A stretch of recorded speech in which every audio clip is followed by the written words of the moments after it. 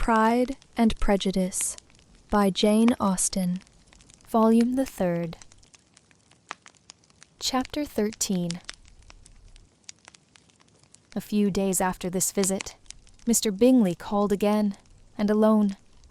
His friend had left him that morning for London, but was to return home in 10 days' time. He sat with them above an hour, and was in remarkably good spirits.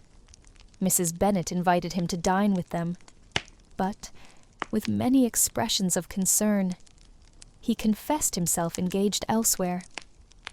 "Next time you call," said she, "I hope we shall be more lucky. He should be particularly happy at any time," and so on, and see, and if she would give him leave, would take an early opportunity of waiting on them. "Can you come tomorrow?" Yes, he had no engagement at all for tomorrow, and her invitation was accepted with alacrity. He came, and in such very good time, that the ladies were none of them dressed. In ran Mrs. Bennet to her daughter's room, in her dressing gown, and with her hair half finished, crying out, "My dear Jane, make haste and hurry down. He is come. Mr. Bingley is come. He is, indeed. Make haste, make haste. Here, Sarah, come to Miss Bennet this moment, and help her on with her gown. Never mind Miss Lizzie's hair." "We will be down as soon as we can," said Jane, "but I dare say Kitty is forwarder than either of us, for she went upstairs half an hour ago." "Oh, hang Kitty! What has she to do with it? Come, be quick, be quick. Where is your sash, my dear?" But when her mother was gone, Jane would not be prevailed on to go down without one of her sisters. The same anxiety to get by themselves was visible again in the evening. After tea, Mr. Bennet retired to the library, as was his custom, and Mary went upstairs to her instrument. 2 obstacles of the 5 being thus removed, Mrs. Bennet sat looking and winking at Elizabeth and Catherine for a considerable time, without making any impression on them. Elizabeth would not observe her, and when at last Kitty did, she very innocently said, "What is the matter, mamma? What do you keep winking at me for? What am I to do?" "Nothing, child, nothing. I did not wink at you." She then sat still 5 minutes longer, but unable to waste such a precious occasion, she suddenly got up, and saying to Kitty, "Come here, my love, I want to speak to you," took her out of the room. Jane instantly gave a look at Elizabeth, which spoke her distress at such premeditation, and her entreaty that she would not give in to it. In a few minutes, Mrs. Bennet half opened the door and called out, "Lizzie, my dear, I want to speak with you." Elizabeth was forced to go. "We may as well leave them by themselves, you know," said her mother, as soon as she was in the hall. "Kitty and I are going upstairs to sit in my dressing-room." Elizabeth made no attempt to reason with her mother, but remained quietly in the hall, till she and Kitty were out of sight, then returned into the drawing-room. Mrs. Bennet's schemes for this day were ineffectual. Bingley was everything that was charming, except the professed lover of her daughter. His ease and cheerfulness rendered him a most agreeable addition to their evening party, and he bore with the ill-judged officiousness of the mother, and heard all her silly remarks with a forbearance and command of countenance particularly grateful to the daughter. He scarcely needed an invitation to stay supper, and before he went away, an engagement was formed, chiefly through his own and Mrs. Bennet's means, for his coming next morning to shoot with her husband. After this day, Jane said no more of her indifference. Not a word passed between the sisters concerning Bingley, but Elizabeth went to bed in the happy belief that all must speedily be concluded, unless Mr. Darcy returned within the stated time. Seriously, however, she felt tolerably persuaded that all this must have taken place with that gentleman's concurrence. Bingley was punctual to his appointment, and he and Mr. Bennet spent the morning together, as had been agreed on. The latter was much more agreeable than his companion expected. There was nothing of presumption or folly in Bingley that could provoke his ridicule, or disgust him into silence, and he was more communicative and less eccentric than the other had ever seen him. Bingley, of course, returned with him to dinner, and in the evening Mrs. Bennet's invention was again at work, to get everybody away from him and her daughter. Elizabeth, who had a letter to write, went into the breakfast-room for that purpose soon after tea, for as the others were all going to sit down to cards, she could not be wanted to counteract her mother's schemes.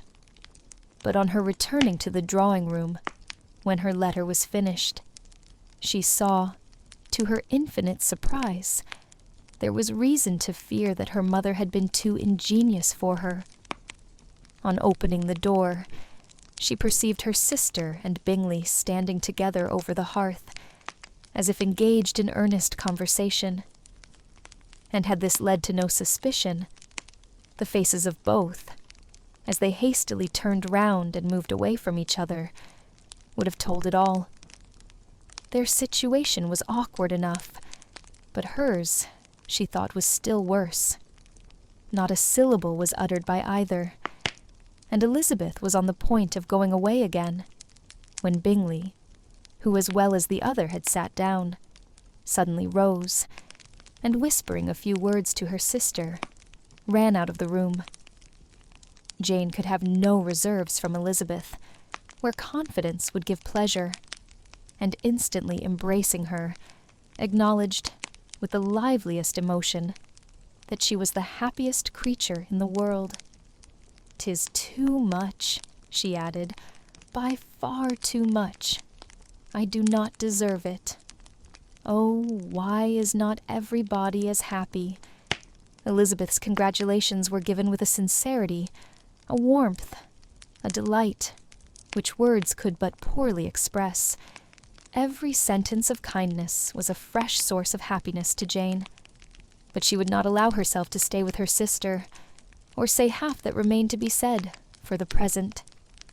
"I must go instantly to my mother," she cried. "I would not on any account trifle with her affectionate solicitude, or allow her to hear it from anyone but myself. He is gone to my father already. Oh, Lizzie, to know that what I have to relate will give such pleasure to all my dear family. How shall I bear so much happiness?" She then hastened away to her mother, who had purposely broken up the card party, and was sitting upstairs with Kitty. Elizabeth, who was left by herself, now smiled at the rapidity and ease with which an affair was finally settled, that had given them so many previous months of surprise and vexation.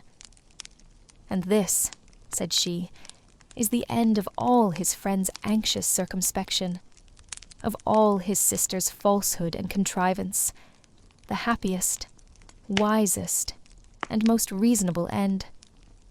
In a few minutes she was joined by Bingley, whose conference with her father had been short and to the purpose. "Where is your sister?" said he hastily as he opened the door. "With my mother upstairs. She will be down in a moment, I dare say." He then shut the door, and coming up to her, claimed the good wishes and affection of a sister. Elizabeth honestly and heartily expressed her delight in the prospect of their relationship. They shook hands with great cordiality, and then, till her sister came down, she had to listen to all he had to say of his own happiness, and of Jane's perfections. And in spite of his being a lover, Elizabeth really believed all his expectations of felicity to be rationally founded, because they had for basis the excellent understanding and super-excellent disposition of Jane, and a general similarity of feeling and taste between her and himself. It was an evening of no common delight to them all. The satisfaction of Miss Bennet's mind gave such a glow of sweet animation to her face as made her look handsomer than ever. Kitty simpered and smiled, and hoped her turn was coming soon. Mrs. Bennet could not give her consent, or speak her approbation in terms warm enough to satisfy her feelings, though she talked to Bingley of nothing else for half an hour. And when Mr. Bennet joined them at supper, his voice and manner plainly showed how really happy he was. Not a word, however, passed his lips in allusion to it, till their visitor took his leave for the night. But as soon as he was gone, he turned to his daughter and said, "Jane, I congratulate you. You will be a very happy woman." Jane went to him instantly, kissed him, and thanked him for his goodness. "You are a good girl," he replied, "and I have great pleasure in thinking you will be so happily settled. I have not a doubt of your doing very well together. Your tempers are by no means unlike. You are each of you so complying that nothing will ever be resolved on, so easy that every servant will cheat you, and so generous that you will always exceed your income. I hope not so. Imprudence or thoughtlessness in money matters would be unpardonable in me. Exceed their income! My dear Mr. Bennet," cried his wife, "what are you talking of? Why, he has 4,000 or 5,000 a year, and very likely more." Then addressing her daughter, "Oh, my dear, dear Jane, I am so happy. I am sure I shan't get a wink of sleep all night. I knew how it would be.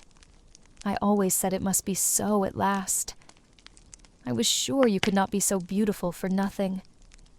I remember, as soon as ever I saw him, when he first came into Hertfordshire last year, I thought how likely it was that you should come together.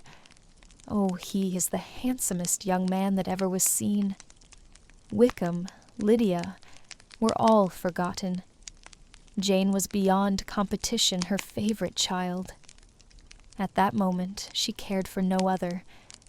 Her younger sisters soon began to make interest with her for objects of happiness, which she might in future be able to dispense.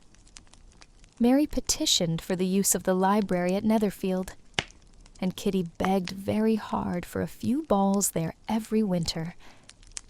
Bingley, from this time, was of course a daily visitor at Longbourn, coming frequently before breakfast, and always remaining till after supper, unless when some barbarous neighbor, who could not be enough detested, had given him an invitation to dinner, which he thought himself obliged to accept. Elizabeth had now but little time for conversation with her sister, for while he was present, Jane had no attention to bestow on anyone else. But she found herself considerably useful to both of them in those hours of separation that must sometimes occur. In the absence of Jane, he always attached himself to Elizabeth for the pleasure of talking of her, and when Bingley was gone, Jane constantly sought the same means of relief. "He has made me so happy," said she one evening, "by telling me that he was totally ignorant of my being in town last spring. I had not believed it possible. I suspected as much," replied Elizabeth. "But how did he account for it?" "It must have been his sister's doing. They were certainly no friends to his acquaintance with me, which I cannot wonder at, since he might have chosen so much more advantageously in many respects.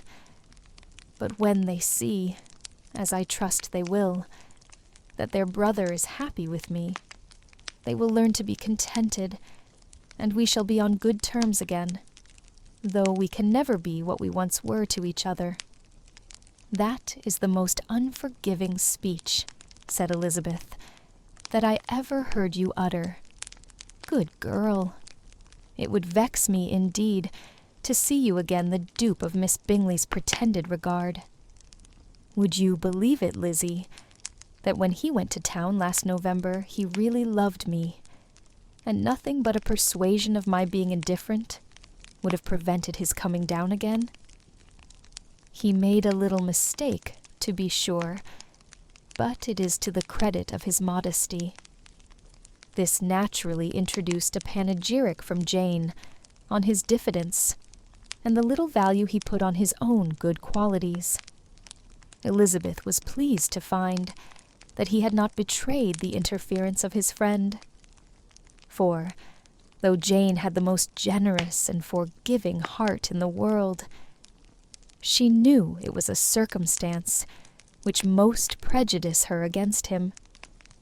I am certainly the most fortunate creature that ever existed, cried Jane. Oh, Lizzie, why am I thus singled from my family, and blessed above them all? If I could but see you as happy, if there were but such another man for you. If you were to give me 40 such men, I never could be so happy as you. Till I have your disposition, your goodness, I never can have your happiness. No, no, let me shift for myself, and perhaps, if I have very good luck, I may meet with another Mr. Collins in time. The situation of affairs in the Longbourn family could not be long a secret. Mrs. Bennet was privileged to whisper it to Mrs. Phillips, and she ventured, without any permission, to do the same by all her neighbours in Meryton. The Bennets were speedily pronounced to be the luckiest family in the world, though only a few weeks before, when Lydia had first run away, they had been generally proved to be marked out for misfortune. Chapter 14. One morning, about a week after Bingley's engagement with Jane had been formed, as he and the females of the family were sitting together in the dining-room, their attention was suddenly drawn to the window by the sound of a carriage, and they perceived a chaise and 4 driving up the lawn. It was too early in the morning for visitors, and besides, the equipage did not answer to that of any of their neighbours. The horses were post, and neither the carriage nor the livery of the servant who preceded it were familiar to them. As it was certain, however, that somebody was coming, Bingley instantly prevailed on Miss Bennet to avoid the confinement of such an intrusion, and walk away with him into the shrubbery. They both set off, and the conjectures of the remaining 3 continued, though with little satisfaction, till the door was thrown open, and their visitor entered. It was Lady Catherine de Bourgh. They were, of course, all intending to be surprised, but their astonishment was beyond their expectation, and on the part of Mrs. Bennet and Kitty, though she was perfectly unknown to them, even inferior to what Elizabeth felt. She entered the room with an air more than usually ungracious, made no other reply to Elizabeth's salutation than a slight inclination of the head, and sat down without saying a word. Elizabeth had mentioned her name to her mother on her ladyship's entrance, though no request of introduction had been made. Mrs. Bennet, all amazement, though flattered by having a guest of such high importance, received her with the utmost politeness. After sitting for a moment in silence, she said, very stiffly, to Elizabeth, "I hope you are well, Miss Bennet. That lady, I suppose, is your mother?" Elizabeth replied very concisely that she was. "And that, I suppose, is one of your sisters?" "Yes, madam," said Mrs. Bennet, delighted to speak to a Lady Catherine. "She is my youngest girl but one. My youngest of all is lately married, and my eldest is somewhere about the ground, walking with a young man, who, I believe, will soon become a part of the family." "You have a very small park here," returned Lady Catherine, after a short silence. "It is nothing in comparison of Rosings, my lady, I dare say, but I assure you it is much larger than Sir William Lucas's. This must be a most inconvenient sitting-room for the evening in summer. The windows are full west." Mrs. Bennet assured her that they never sat there after dinner, and then added, "May I take the liberty of asking your ladyship whether you left Mr. and Mrs. Collins well?" "Yes, very well.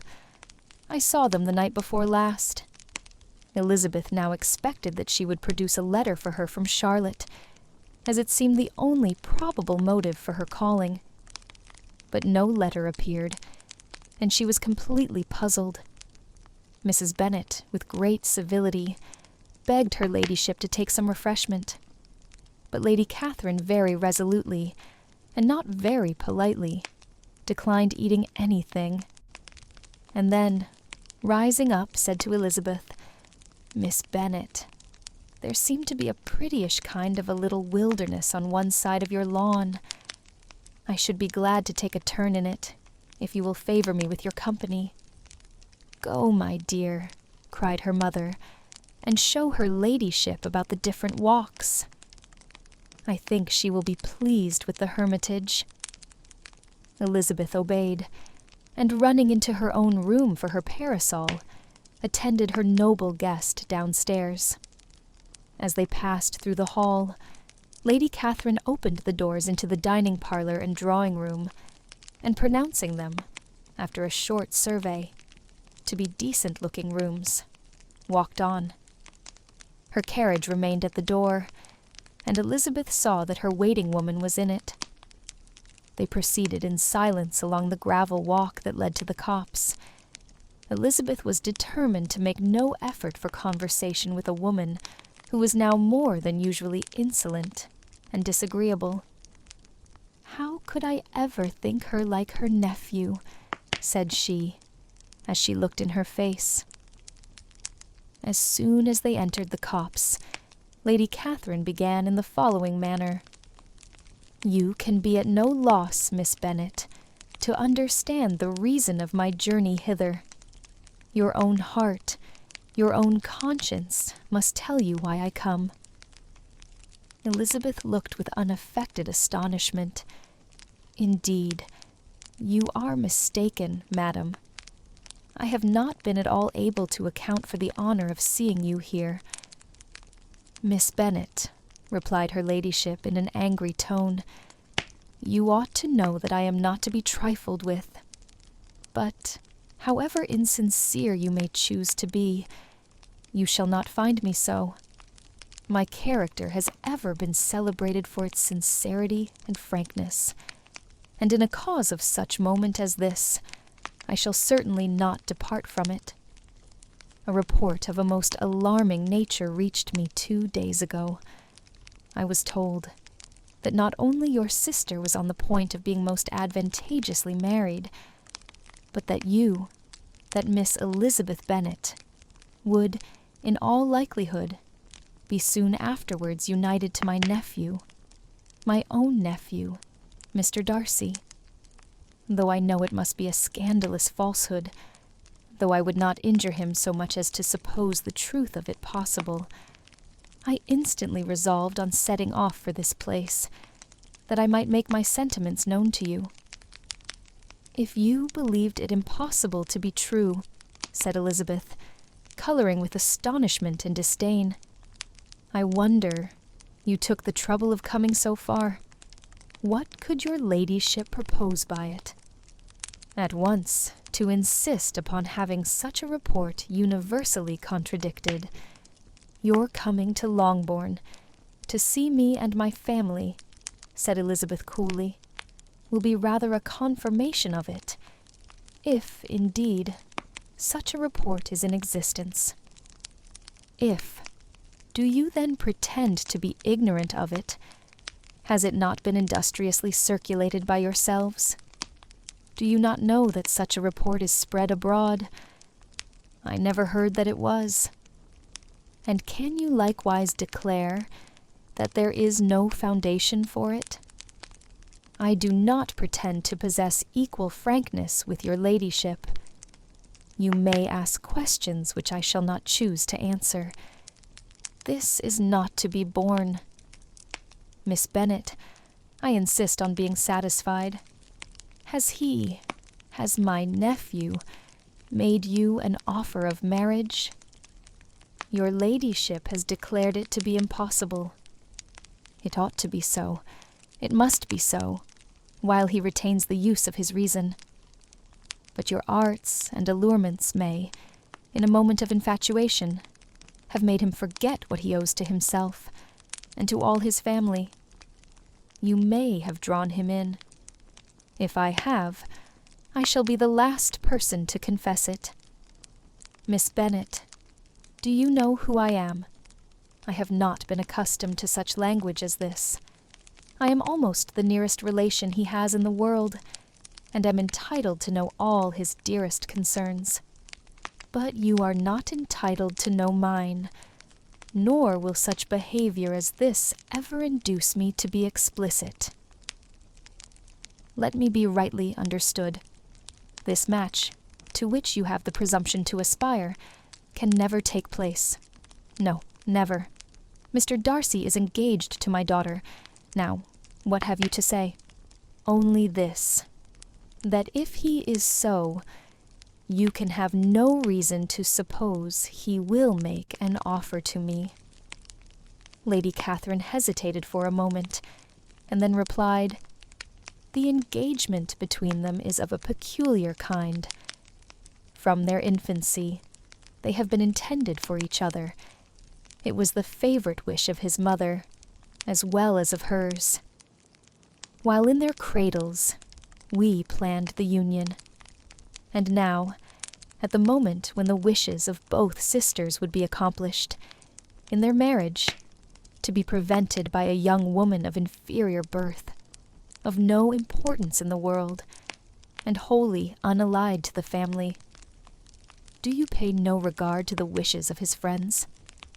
To his tacit engagement with Miss de Bourgh? Are you lost to every feeling of propriety and delicacy? Have you not heard me say that from his earliest hours he was destined for his cousin? Yes, and I had heard it before, but what is that to me? If there is no other objection to my marrying your nephew, I shall certainly not be kept from it by knowing that his mother and aunt wished him to marry Miss de Bourgh. You both did as much as you could in planning the marriage. Its completion depended on others. If Mr. Darcy is neither by honor nor inclination confined to his cousin, why is not he to make another choice? And if I am that choice, why may not I accept him? Because honor, decorum, prudence, nay, interest, forbid it. Yes, Miss Bennet, interest. For do not expect to be noticed by his family or friends, if you willfully act against the inclinations of all. You will be censured, slighted, and despised by everyone connected with him. Your alliance will be a disgrace. Your name will never even be mentioned by any of us.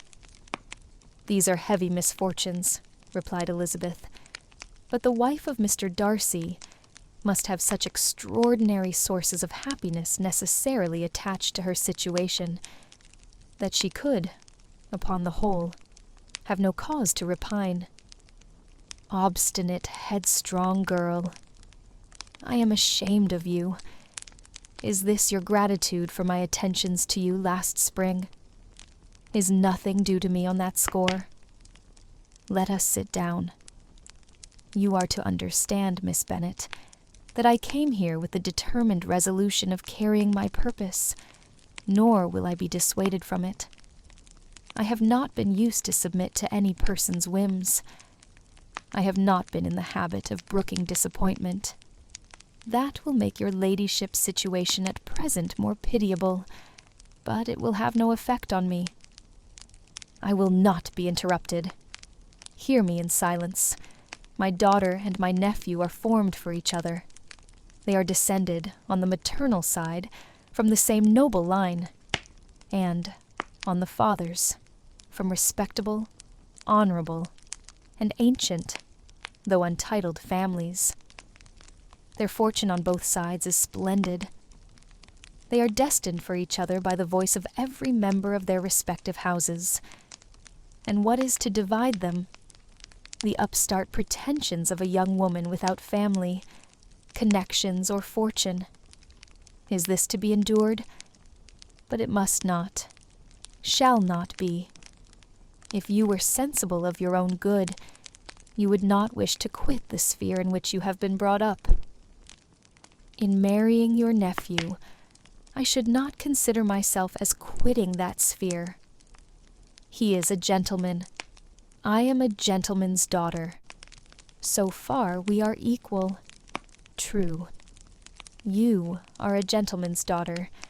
But who was your mother? Who are your uncles and aunts? Do not imagine me ignorant of their condition. Whatever my connections may be, said Elizabeth, if your nephew does not object to them, they can be nothing to you.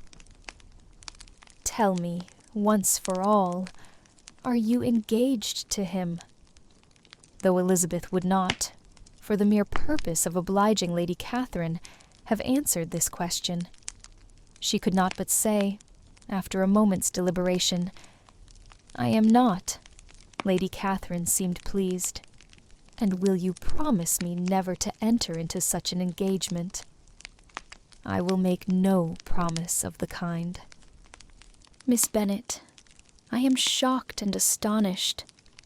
I expected to find a more reasonable young woman. But do not deceive yourself into a belief that I will ever recede. I shall not go away till you have given me the assurance I require, and I certainly never shall give it. I am not to be intimidated into anything so wholly unreasonable. Your ladyship wants Mr. Darcy to marry your daughter, but would my giving you the wished-for promise make their marriage at all more probable?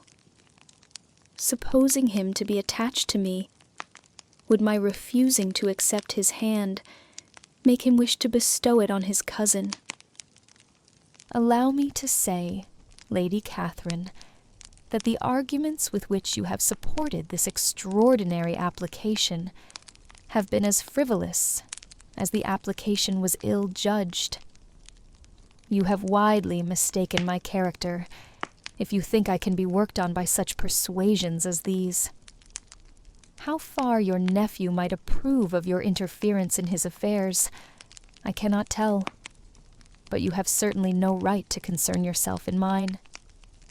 I must beg, therefore, to be importuned no farther on the subject. Not so hasty, if you please. I have by no means done. To all the objections I have already urged, I have still another to add. I am no stranger to the particulars of your youngest sister's infamous elopement. I know it all, that the young man's marrying her was a patched-up business, at the expense of your father and uncle. And is such a girl to be my nephew's sister? Is her husband, who is the son of his late father's steward, to be his brother? Heaven and earth, of what are you thinking? Are the shades of Pemberley to be thus polluted? You can now have nothing further to say, she resentfully answered. You have insulted me in every possible method. I must beg to return to the house. And she rose as she spoke. Lady Catherine rose also, and they turned back. Her ladyship was highly incensed. You have no regard, then, for the honor and credit of my nephew. Unfeeling, selfish girl. Do you not consider that a connection with you must disgrace him in the eyes of everybody? Lady Catherine, I have nothing further to say. You know my sentiments. You are then resolved to have him? I have said no such thing. I am only resolved to act in that manner, which will, in my own opinion, constitute my happiness, without reference to you, or to any person so wholly unconnected with me. It is well. You refuse, then, to oblige me. You refuse to obey the claims of duty, honor, and gratitude. You are determined to ruin him in the opinion of all his friends, and make him the contempt of the world. Neither duty, nor honor, nor gratitude, replied Elizabeth, has any possible claim on me, in the present instance. No principle of either would be violated by my marriage with Mr. Darcy, and with regard to the resentment of his family, or the indignation of the world, if the former were excited by his marrying me, it would not give me one moment's concern, and the world in general would have too much sense to join in the scorn. And this is your real opinion. This is your final resolve. Very well. I shall now know how to act. Do not imagine, Miss Bennet, that your ambition will ever be gratified. I came to try you. I hoped to find you reasonable, but depend upon it, I will carry my point. In this manner Lady Catherine talked on till they were at the door of the carriage, when, turning hastily round, she added, I take no leave of you, Miss Bennet. I send no compliments to your mother. You deserve no such attention. I am most seriously displeased. Elizabeth made no answer, and without attempting to persuade her ladyship to return into the house, walked quietly into it herself. She heard the carriage drive away as she proceeded upstairs. Her mother impatiently met her at the door of the dressing-room to ask why Lady Catherine would not come in again and rest herself. She did not choose it, said her daughter. She would go. She is a very fine-looking woman, and her calling here was prodigiously civil, for she only came, I suppose, to tell us the Collinses were well. She is on her road somewhere, I dare say, and so, passing through Meryton, thought she might as well call on you. I suppose she had nothing particular to say to you, Lizzie. Elizabeth was forced to give in to a little falsehood here, for to acknowledge the substance of their conversation was impossible. Chapter 15. The discomposure of spirits which this extraordinary visit threw Elizabeth into could not be easily overcome, nor could she for many hours learn to think of it less than incessantly. Lady Catherine, it appeared, had actually taken the trouble of this journey from Rosings, for the sole purpose of breaking off her supposed engagement with Mr. Darcy.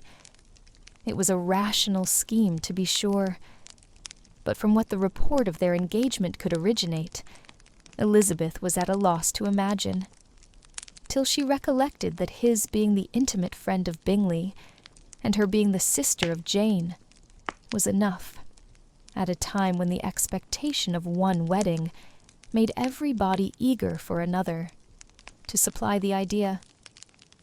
She had not herself forgotten to feel that the marriage of her sister must bring them more frequently together, and her neighbours at Lucas Lodge, therefore, for through their communication with the Collinses, the report, she concluded, had reached Lady Catherine, had only set that down as almost certain and immediate, which she had looked forward to as possible at some future time. In revolving Lady Catherine's expressions, however, she could not help feeling some uneasiness as to the possible consequence of her persisting in this interference. From what she had said of her resolution to prevent their marriage, it occurred to Elizabeth that she must meditate an application to her nephew, and how he might take a similar representation of the evils attached to a connection with her she dared not pronounce. She knew not the exact degree of his affection for his aunt, or his dependence on her judgment, but it was natural to suppose that he thought much higher of her ladyship than she could do, and it was certain that in enumerating the miseries of a marriage with one, whose immediate connections were so unequal to his own. His aunt would address him on his weakest side. With his notions of dignity, he would probably feel that the arguments, which to Elizabeth had appeared weak and ridiculous, contained much good sense and solid reasoning. If he had been wavering before as to what he should do, which had often seemed likely, the advice and entreaty of so near a relation might settle every doubt and determine him at once to be as happy as dignity unblemished could make him. In that case, he would return no more. Lady Catherine might see him in her way through town, and his engagement to Bingley of coming again to Netherfield must give way. If, therefore, an excuse for not keeping his promise should come to his friend within a few days, she added, I shall know how to understand it. I shall then give over every expectation, every wish of his constancy. If he is satisfied with only regretting me, when he might have obtained my affections in hand, I shall soon cease to regret him at all.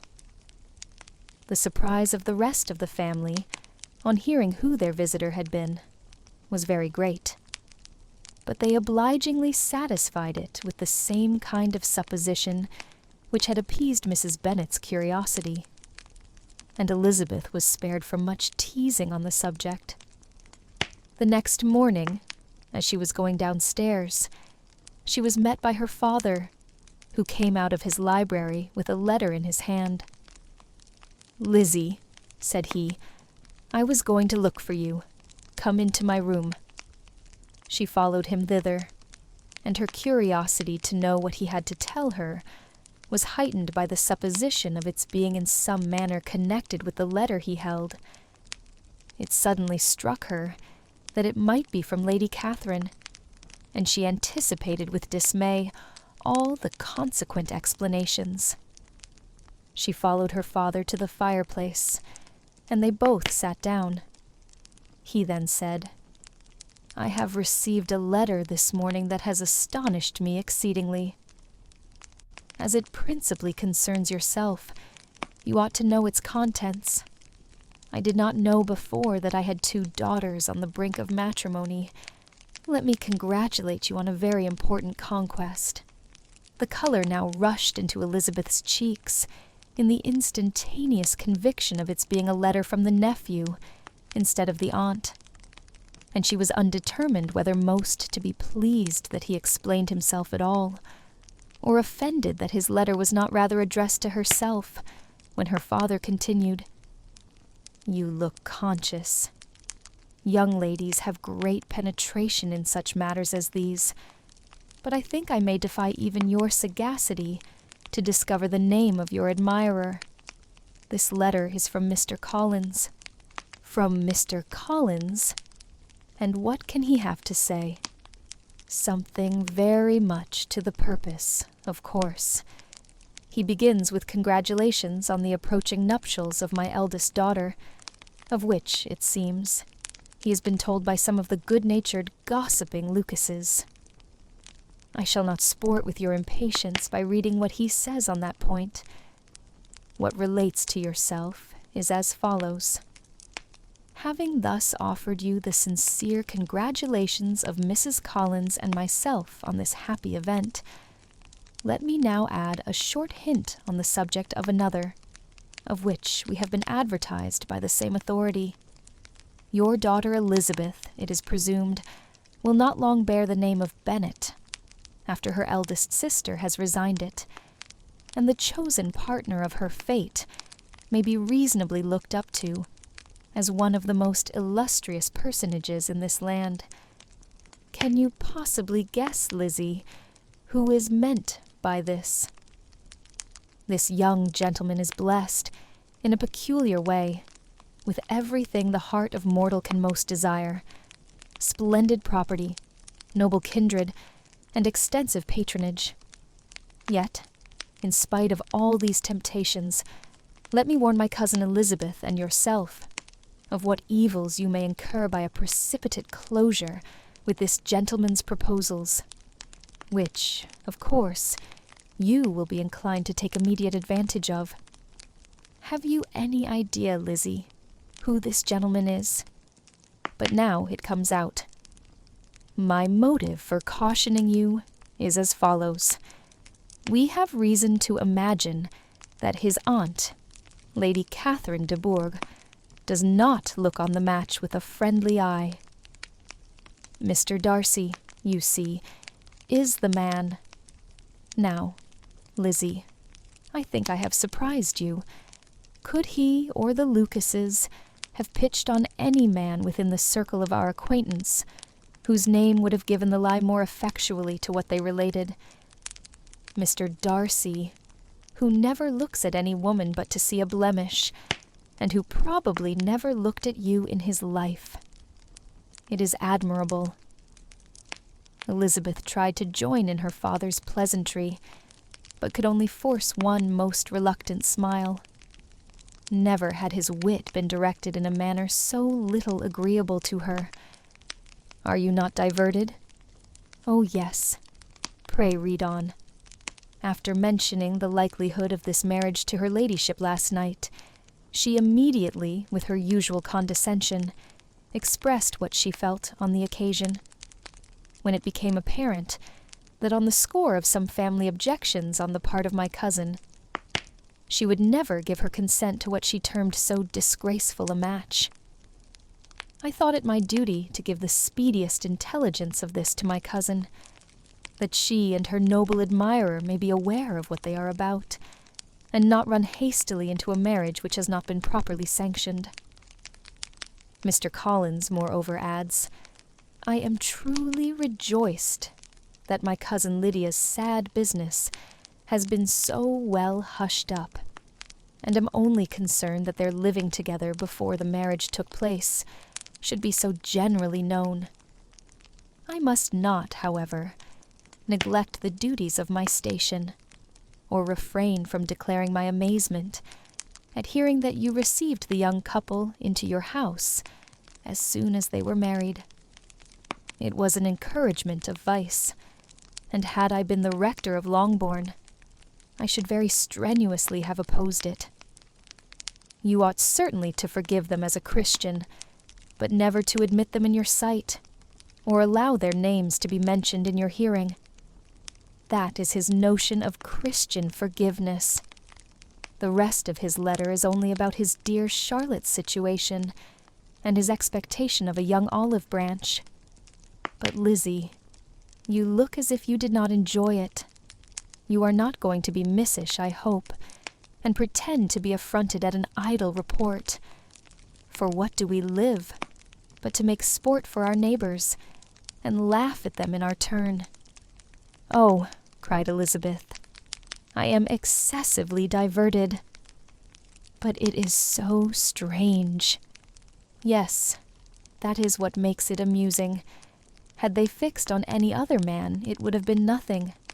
But his perfect indifference, and your pointed dislike, make it so delightfully absurd. Much as I abominate writing, I would not give up Mr. Collins's correspondence for any consideration.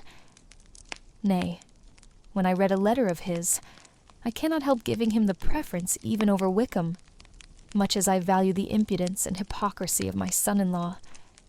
And pray, Lizzie, what said Lady Catherine about this report? Did she call to refuse her consent? To this question his daughter replied only with a laugh, and as it had been asked without the least suspicion, she was not distressed by his repeating it. Elizabeth had never been more at a loss to make her feelings appear what they were not. It was necessary to laugh when she would rather have cried. Her father had most cruelly mortified her by what he said of Mr. Darcy's indifference, and she could do nothing but wonder at such a want of penetration, or fear that, perhaps, instead of his seeing too little, she might have fancied too much. Chapter 16. Instead of receiving any such letter of excuse from his friend, as Elizabeth half expected Mr. Bingley to do, he was able to bring Darcy with him to Longbourn before many days had passed after Lady Catherine's visit. The gentleman arrived early, and before Mrs. Bennet had time to tell him of their having seen his aunt, of which her daughter sat in momentary dread, Bingley, who wanted to be alone with Jane, proposed their all walking out. It was agreed to. Mrs. Bennet was not in the habit of walking. Mary could never spare time, but the remaining 5 set off together. Bingley and Jane, however, soon allowed the others to outstrip them. They lagged behind, while Elizabeth, Kitty, and Darcy were to entertain each other. Very little was said by either. Kitty was too much afraid of him to talk. Elizabeth was secretly forming a desperate resolution, and perhaps he might be doing the same. They walked towards the Lucases, because Kitty wished to call upon Maria, and as Elizabeth saw no occasion for making it a general concern, when Kitty left them, she went boldly on with him alone.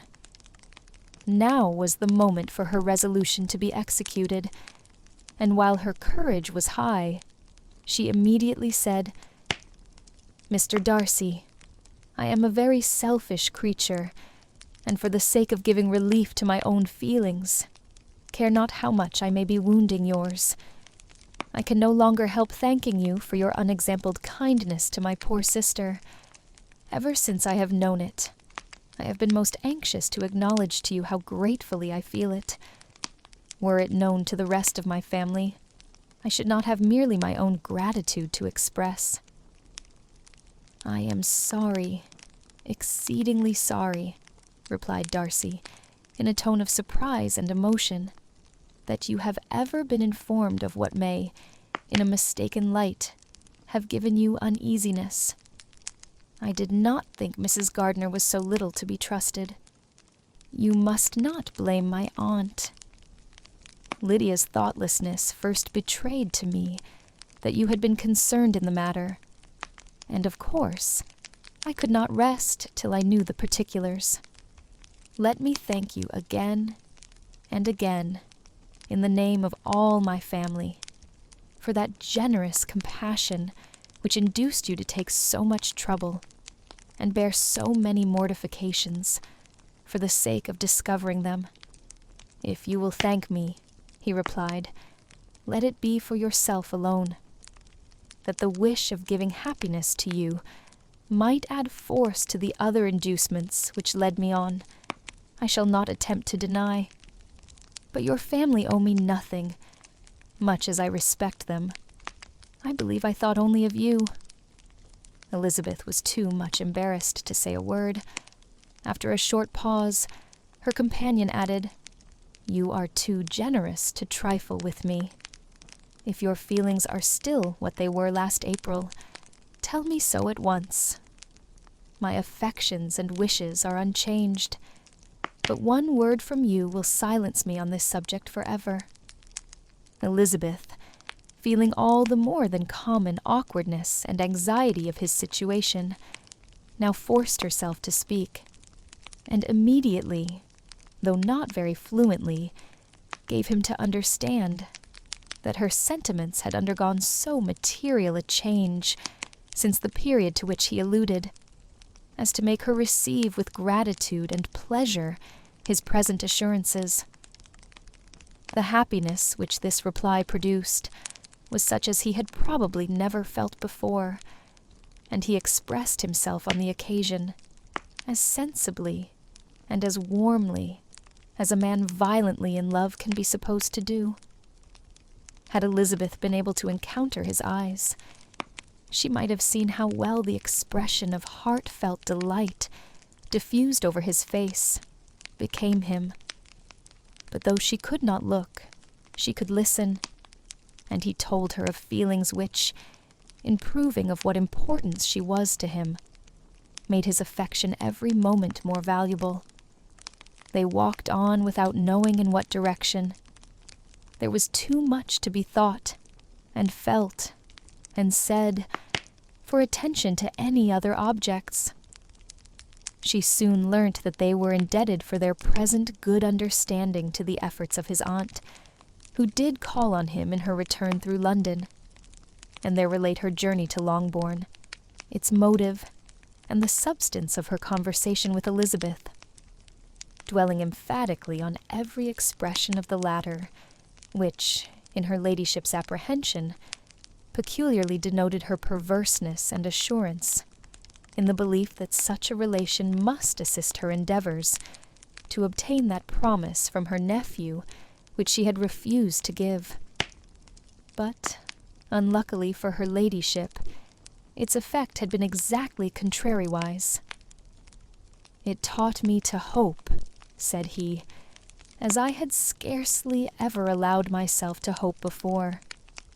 I knew enough of your disposition to be certain that had you been absolutely, irrevocably decided against me, you would have acknowledged it to Lady Catherine frankly and openly." Elizabeth coloured and laughed as she replied, "Yes, you know enough of my frankness to believe me capable of that. After abusing you so abominably to your face, I could have no scruple in abusing you to all your relations. What did you say of me that I did not deserve? For though your accusations were ill-founded, formed on mistaken premises, my behaviour to you at the time had merited the severest reproof. It was unpardonable. I cannot think of it without abhorrence. We will not quarrel for the greater share of blame annexed to that evening," said Elizabeth. "The conduct of neither, if strictly examined, will be irreproachable. But since then we have both, I hope, improved in civility. I cannot be so easily reconciled to myself. The recollection of what I then said, of my conduct, my manners, my expressions during the whole of it, is now, and has been many months, inexpressibly painful to me. Your reproof, so well applied, I shall never forget. Had you behaved in a more gentlemanlike manner, those were your words, you know not, you can scarcely conceive, how they have tortured me, though it was some time, I confess, before I was reasonable enough to allow their justice. I was certainly very far from expecting them to make so strong an impression. I had not the smallest idea of their being ever felt in such a way. I can easily believe it. You thought me then devoid of every proper feeling. I am sure you did. The turn of your countenance I shall never forget, as you said that I could not have addressed you in any possible way that would induce you to accept me. Oh, do not repeat what I then said. These recollections will not do at all. I assure you that I have long been most heartily ashamed of it. Darcy mentioned his letter. "Did it," said he, "did it soon make you think better of me?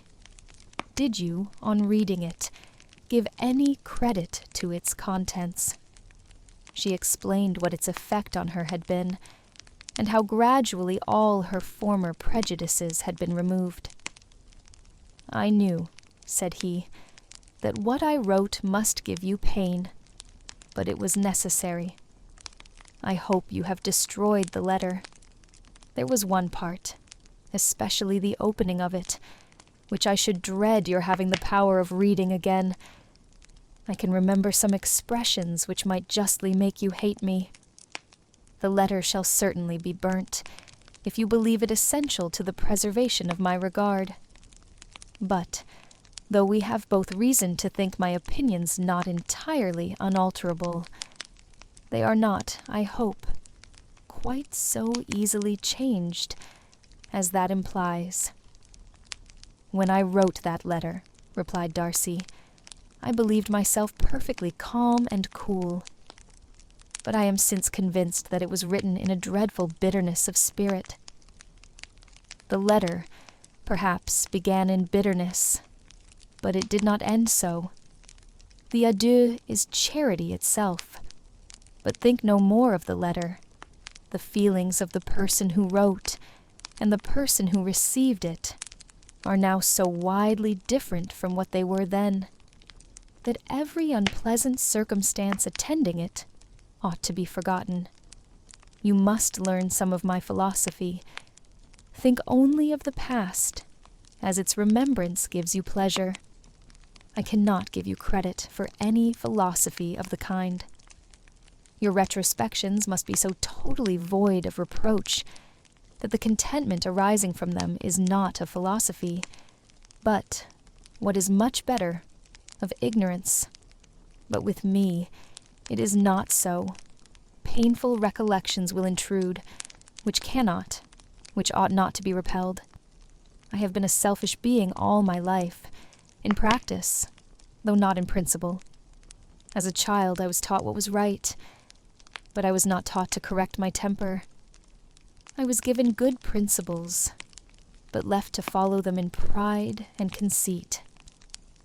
Unfortunately, an only son, for many years an only child, I was spoiled by my parents, who, though good themselves, my father particularly, all that was benevolent and amiable, allowed, encouraged, almost taught me to be selfish and overbearing, to care for none beyond my own family circle, to think meanly of all the rest of the world, to wish at least to think meanly of their sense and worth compared with my own.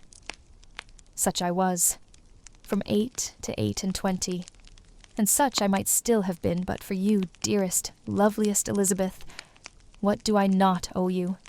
You taught me a lesson, hard indeed at first, but most advantageous. By you, I was properly humbled. I came to you without a doubt of my reception. You showed me how insufficient were all my pretensions to please a woman worthy of being pleased. Had you then persuaded yourself that I should? Indeed I had. What will you think of my vanity? I believed you to be wishing, expecting my addresses. My manners must have been in fault, but not intentionally, I assure you. I never meant to deceive you, but my spirits might often lead me wrong. How you must have hated me after that evening. Hate you. I was angry, perhaps, at first, but my anger soon began to take a proper direction. I am almost afraid of asking what you thought of me when we met at Pemberley. You blamed me for coming? No, indeed. I felt nothing but surprise. Your surprise could not be greater than mine in being noticed by you. My conscience told me that I deserved no extraordinary politeness, and I confess that I did not expect to receive more than my due. My object, then, replied Darcy, was to show you, by every civility in my power, that I was not so mean as to resent the past, and I hoped to obtain your forgiveness, to lessen your ill opinion, by letting you see that your reproofs had been attended to. How soon any other wishes introduced themselves, I can hardly tell, but I believe in about half an hour after I had seen you.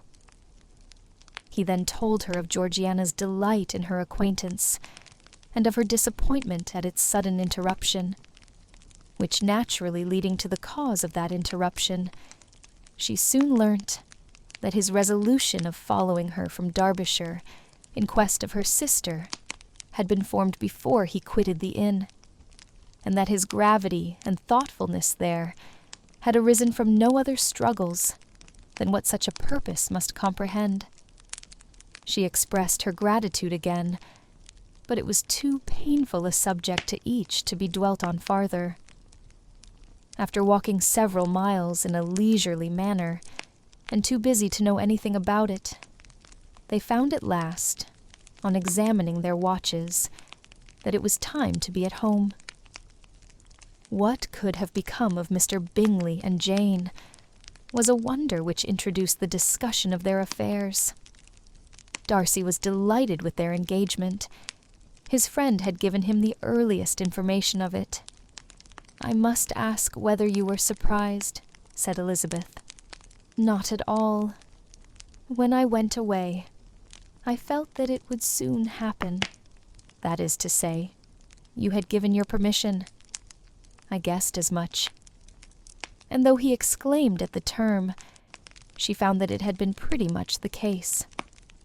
On the evening before my going to London, said he, I made a confession to him, which I believe I ought to have made long ago. I told him of all that had occurred to make my former interference in his affairs absurd and impertinent. His surprise was great. He had never had the slightest suspicion.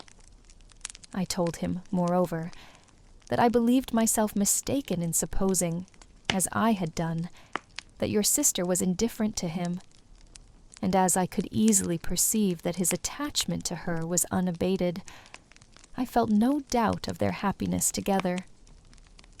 Elizabeth could not help smiling at his easy manner of directing his friend.